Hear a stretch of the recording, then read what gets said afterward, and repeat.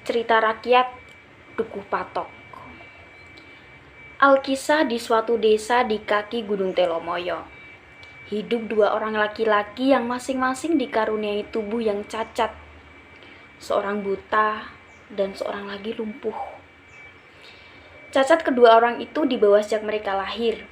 Meskipun mereka tidak lahir dari ibu dan ayah yang sama, hari-hari dilalui oleh dua orang sahabat itu dengan penuh keikhlasan. Meskipun mereka cacat, namun tidak mengurangi upaya mereka untuk mandiri. Keduanya bekerja pada Tuan Karsa sebagai perawat kuda. Tuan Karsa yang kaya raya memiliki 5 ekor kuda. Kuda-kuda itu harus dimandikan di sungai dan diberi makan dengan cukup agar kuat dan sehat. Karena setiap hari haus menarik pedati yang membawa Tuan Karsa menjual hasil bumi ke kota. Keduanya bekerja sama saling bantu-membantu untuk mencukupi kebutuhan hidup sehari-hari, baik di tempat kerja maupun di rumah bila. Loyo yang buta mencuci baju-baju mereka, maka Luyo yang lumpuh memasak makanan dengan aba-aba dari Luyo. Loyo membersihkan rumah, mencari air, dan setelah Loyo mengumpulkan kayu-kayu yang didapat dari hutan, Loyo kemudian memotongnya kecil-kecil untuk dijadikan kayu bakar. Keduanya begitu rukun, saling bahu-membahu tanpa ada rasa iri. Semua yang mereka lakukan berdasarkan rasa saling membutuhkan dan kasih sayang. Pada suatu sore, matahari masih bersinar sangat terik. Kedua sahabat itu berjalan pulang dari rumah Tuan Karsa. Tidak seperti hari-hari yang lalu. Hari ini mereka begitu lelah karena tadi ketika si Dampo dimandikan begitu bertingkah. Biasanya si Dampo sangat penurut, jinak, dan manis. Sehingga hanya dalam waktu setengah jam Dampo telah selesai dimandikan. Namun siang itu lain daripada hari-hari yang lalu. Si Dampo tidak mau dipegangi sehingga membuat Loyo kewalahan karena harus mengeluarkan tenaga ekstra. Dan baru setelah 1,5 jam diselesaikan mereka dimandikan Dampo. Perjalanan pulang menuju rumah mereka harus melewati sebuah hutan kecil. Loyo digendong oleh Loyo. Seperti biasanya, daerah dan arena kelelahan keduanya kemudian sepakat untuk berhenti sejenak di bawah pohon beringin tua di pojok hutan. Mereka kemudian duduk di sebatang pohon tumbang yang kelihatannya sudah sangat tua dan sudah cukup lama tumbangnya. Loh, bagaimana kalau sembari istirahat kita mengunyah sirih? Ajak Luyo. Aku setuju, Kak. Begitu Loyo memanggil Luyo, karena dari segi usia Luyo memang lebih tua.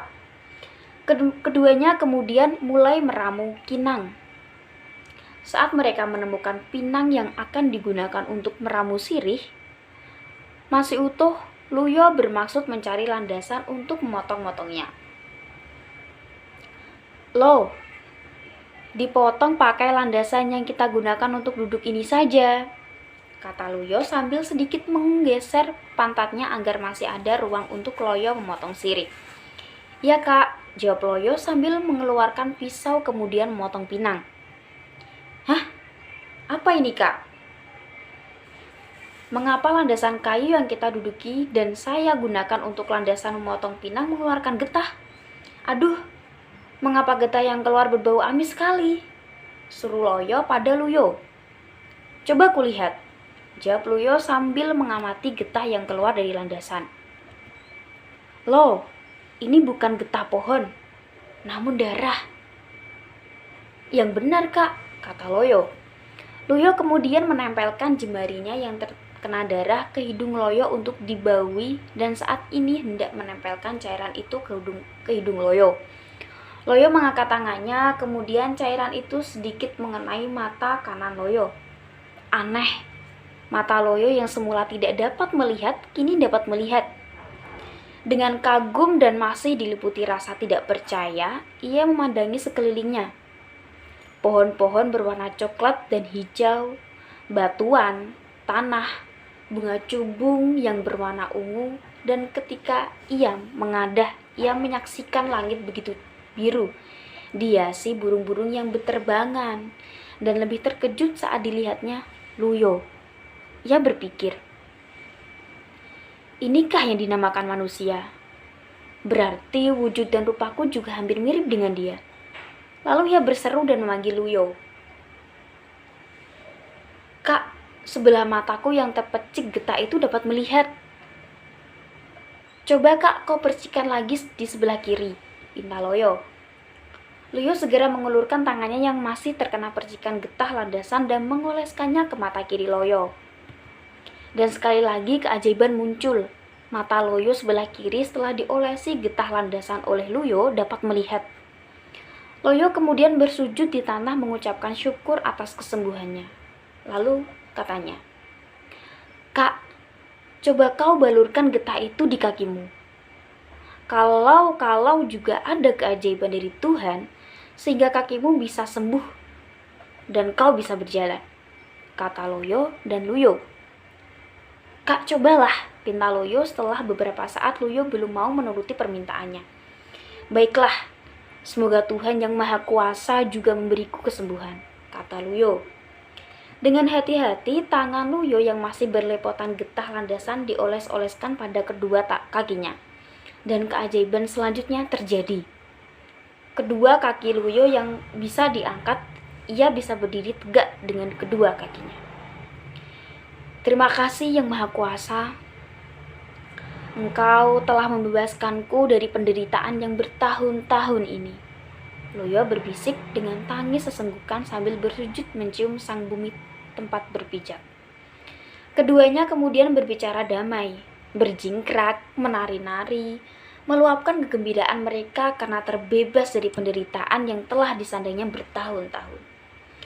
Loyo yang telah 18 tahun tidak bisa melihat kini dapat mengamati apa saja yang ada di hadapannya. Burung-burung yang terbang tinggi di angkasa, bunga-bunga yang berwarna-warni, warna air, binatang semua ciptaan Tuhan yang semula hanya bayangan kini dapat dilihatnya dengan nyata. Sedang Luyo yang selama 19 tahun tidak dapat berjalan, sehingga harus meminta bantuan orang lain, kini dapat mandiri. Namun ternyata meski cacat mereka telah sembuh tidak mengurangi perasaan kasih sayang mereka. Mereka memutuskan untuk tetap hidup bersama, saling bekerja sama dan tolong-menolong seperti sedia kala. Saat mereka menikmati kegembiraan dengan rasa syukur yang begitu dalam, tiba-tiba mereka dikejutkan dengan suara dari sekitar tempat mereka duduk. Loyo dan Luyo, jangan terkejut. Darah yang kau usapkan tadi adalah darahku. Amatilah tempat yang kau duduki tadi, dan bekas tempat kau gunakan untuk memotong pinang adalah bagian tubuhku, kata suara tanpa wujud itu. Loyo dan Luyo terkejut. Mereka begitu takut telah membuat kesalahan dengan melukai batang pohon yang mereka duduki. Mereka kemudian mengamatinya, dan lebih terkejut lagi, setelah diamati secara seksama ternyata yang mereka kira batang tumbang itu adalah tubuh seekor ular raksasa. Kalian berdua jangan takut, batang yang kalian duduki adalah bagian dari tubuhku. Namaku baru Kelinting. Aku sedang bertapa dalam upaya mencari ayahku. Namun ada satu permintaan dariku, jangan kau katakan pada seorang pun kecuali kalian berdua. Perihal yang baru saja terjadi, karena apabila ada orang tahu maka mereka tentu akan membunuhku. Kalian mau berjanji? Tanya baru Kelinting. Loyo dan Luyo segera menganggukkan kepala bersamaan. Ya, naga baru Kelinting, kami berjanji. Apabila kami nanti sampai memberitahu orang lain, kami tidak akan selamat, kata Loyo dan Luyo. Sekarang pergilah ke desa Patok. Di sana sedang diadakan pesta merti desa. Banyak makanan dan minuman serta hiburan akan disuguhkan. Bantulah penduduk mempersiapkannya, kata baru Kelinting. Loyo dan Luyo segera bergegas menuju desa Patok untuk melihat keramaian dan membantu penduduk menyiapkan pesta. Ada yang sedang mempersiapkan panggung hiburan, membersihkan halaman yang akan dipakai tempat pesta, memasang janur kuning untuk hiasan, dan tidak kalah sibuk adalah bagian dapur. Dapur merupakan bagian terpenting dalam perhelatan itu. Namun sampai cukup siang para paraga yang bertugas di dapur belum juga mendapatkan bahan baku lauk pesta. Sampai Loyo dan Luyo datang mendekat ke lokasi perhelatan kemudian menyapa orang-orang yang sedang sibuk berbenah. Selamat siang Kisana, kami pengembara. Kebetulan lewat. Kalau boleh tahu, ada acara apakah hari ini di Desa Patok? Kami lihat penduduk semua sibuk, kata Luyo pada segerombolan orang yang sedang menghias panggung. Beberapa orang menoleh dan salah satu di antaranya menjawab. Perayaan Merti Desa. Setiap setahun sekali diadakan keramaian untuk menghibur masyarakat dan keselamatan agar Tuhan Yang Maha Esa selalu memberikan kesejahteraan pada Desa Patok. Jawab kepala desa. Di saat Loyo dan Luyo berbincang-bincang dengan penduduk yang sedang mempersiapkan pesta, datang beberapa orang dan melaporkan pada kepala desa bahwa sampai siang itu mereka belum berhasil menemukan hewan buruan bakal lauk pesta. Terjadi sedikit keributan karena kepala desa menganggap bahwa orang-orang yang bertugas mencari hewan buruan tidak becus dalam bekerja dan petugas menjadi tersinggung. Melihat keributan itu, Loyo dan Luyo berusaha untuk menjadi penengah.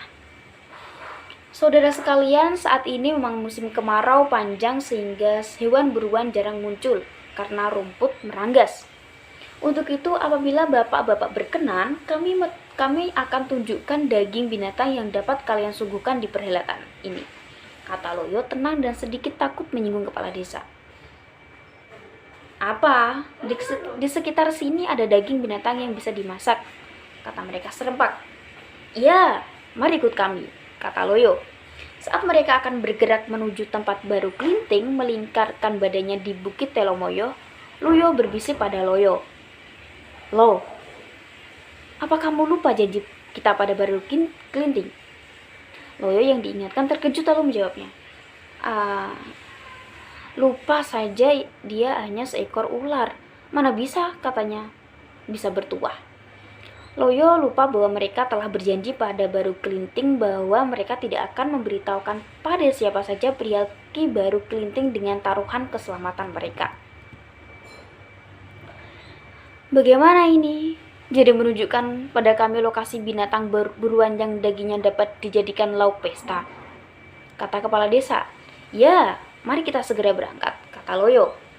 Loyo menjadi petunjuk jalan bagi gerombolan diikuti penduduk yang bersemangat mencari daging bakal lauk pesta. Sedang Luyo dengan perasaan bersalah dan takut mengkhianati janji mengikuti paling belakang. Setelah berjalan cukup jauh, sampailah di lokasi tempat mereka sembuh oleh percikan darah naga baru Klinting. Saudara-saudara, coba kalian perhatikan yang tampak sebagai kayu di bawah pohon beringin tua itu, kata Loyo. Ya, itu batang kayu yang tumbang, kata kepala desa. Salah. Yang tampak sebagai batang kayu tumbang itu sebenarnya adalah badan seekor ular naga yang sangat besar. Coba kalian perhatikan dan ikuti secara sama sampai di mana kita temukan kepala dan ekornya, kata Loyo bersemangat. Kepala desa dan penduduknya mulai meraba badan Ki Baru Klinting yang disangka batang pohon tumbang. Mereka terkejut, namun juga begitu bergembira bahwasanya pada hari itu mereka akan segera mendapatkan daging buruan untuk lauk pesta. Beramai-ramai mereka mulai memotong-motong tubuh Ki Baru Klinting. Berapa lama daging yang mereka kumpulkan sudah sangat banyak sehingga mereka tidak perlu untuk sampai menemukan ekor dan kepala Ki Baru Klinting. Mereka berpikir bila daging mereka tersisa akan diambil besok lain hari untuk mereka. Daging segera dimasukkan dalam karung-karung dan anehnya begitu mereka akan meninggalkan tempat Pato menjerit. Kak Luyo, bagaimana ini? Semuanya digila gulita. Aduh kak, aku tidak bisa melihat apa-apa. Aduh kak, aduh. Luyo, mengapa jadi begini? Teriak Loyo di tengah isaknya. Ada apa Loyo? Kenapa kamu berteriak begitu? Jawab Luyo. Ternyata setelah penduduk memotong-motong tubuh Ki Baru Klinting yang berupa ular raksasa, keajaiban terjadi.